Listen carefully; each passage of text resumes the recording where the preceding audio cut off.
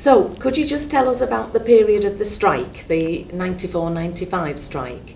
Because you were an overman then, 84, 85, right, yeah. Yeah, sorry. Yeah. You were an overman then? Yeah.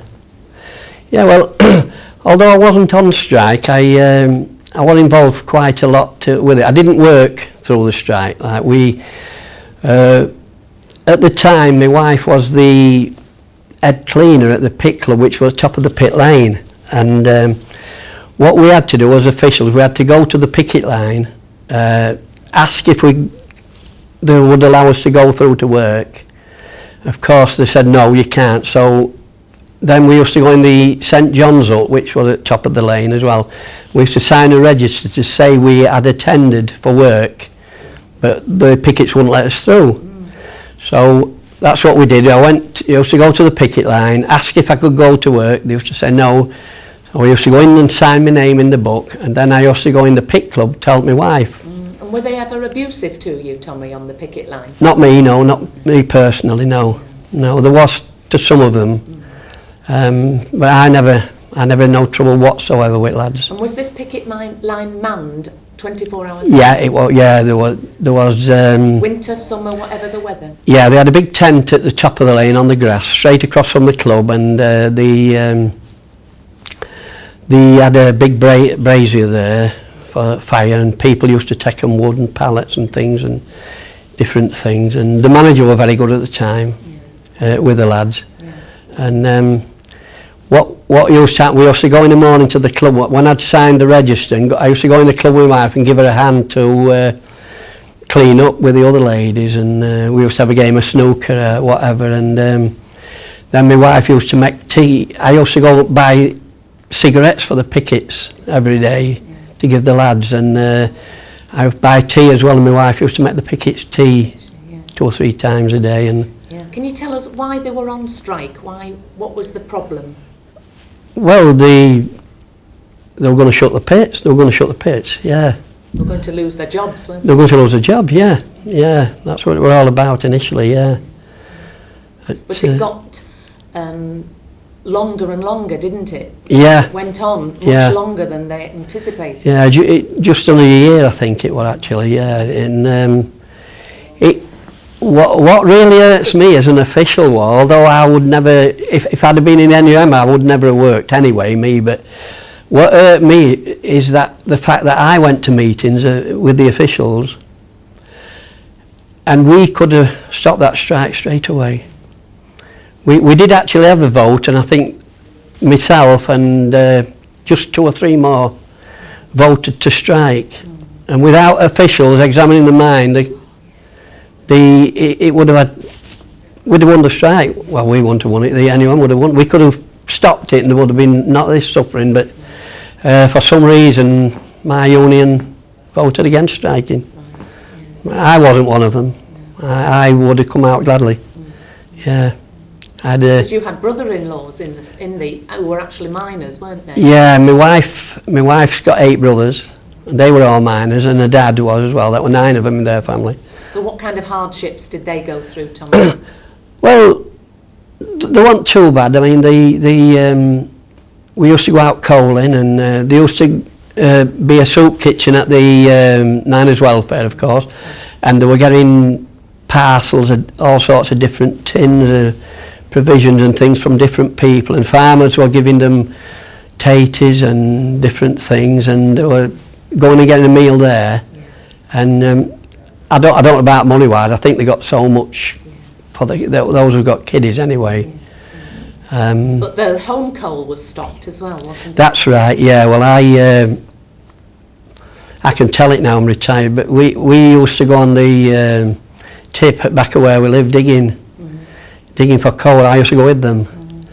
And I actually got my coal during the strike. They gave us to keep us sweet. They give us ours, and I used to share mine with some of me. And at Christmas, can you tell us what you did at Christmas for the families? Yeah, at the club where my wife was a cleaner, we for quite a while before Christmas we started having raffles and things, and I went round to 1 or 2 different shops and begged a few presents and things. We had raffles and and I was putting some of my money, because I was getting my wages, I was putting some of my money into the strike fund as well. And we had a big massive party for, I don't know, about 250 kids. We got them all a little present, and we had a lovely day. Yeah. And you've got a picture of it, haven't you, here, Tommy? Yeah, it's not very plain. There's some of my family on there. Some of the kids we had during the strike. Some of my kids are there. Yeah.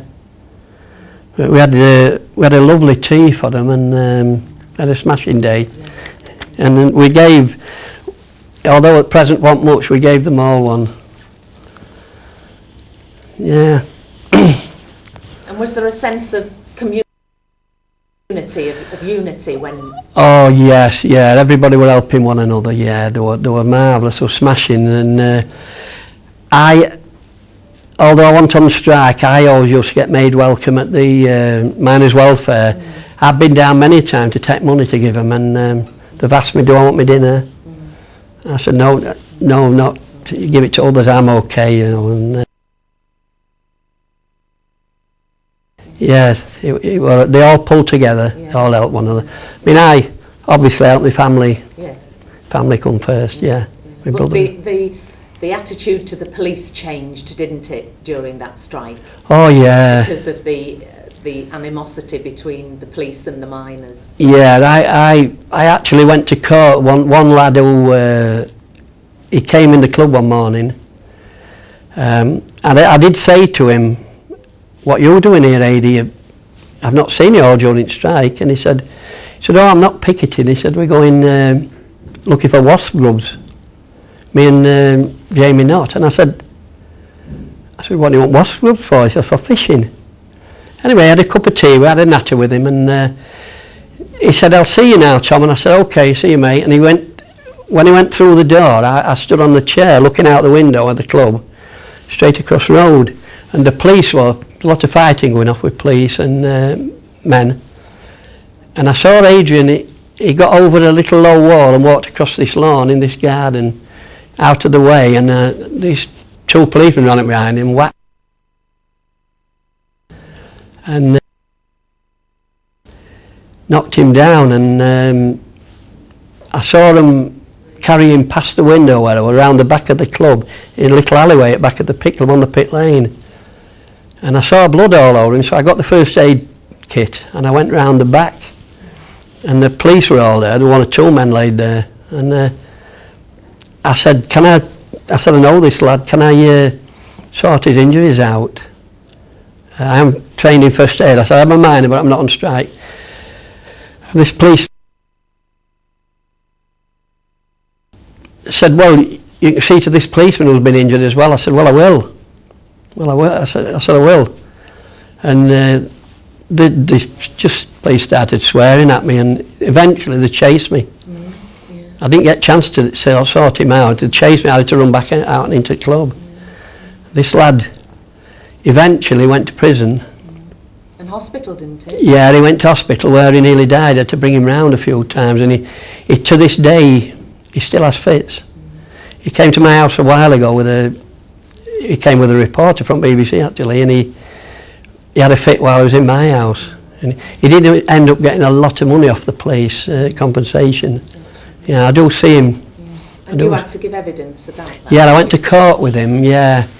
And of course at that time the magistrates, they didn't want to know. They were all packed as bum boys, I think. They just didn't want to know. You're guilty, you're going to make an example of you. And he was absolutely innocent. My wife saw it, but we lost, and nevertheless he went to prison for 3 months. And he recently, since then, I'm talking in the last 2 years, I went to Sheffield with him, because he was convicted of fighting with police, or what they said, fighting with police, throwing at them. He lost all his pension rights right from the strike. So he appealed, and I went to Sheffield with him, him and Dave Douglas. There were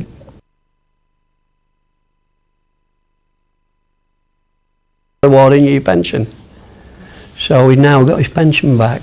Yeah, and this is 20 years after. Yeah, and that's good that you've supported him all. Yeah, well, I mean, I'm pleased at least one judge knew how to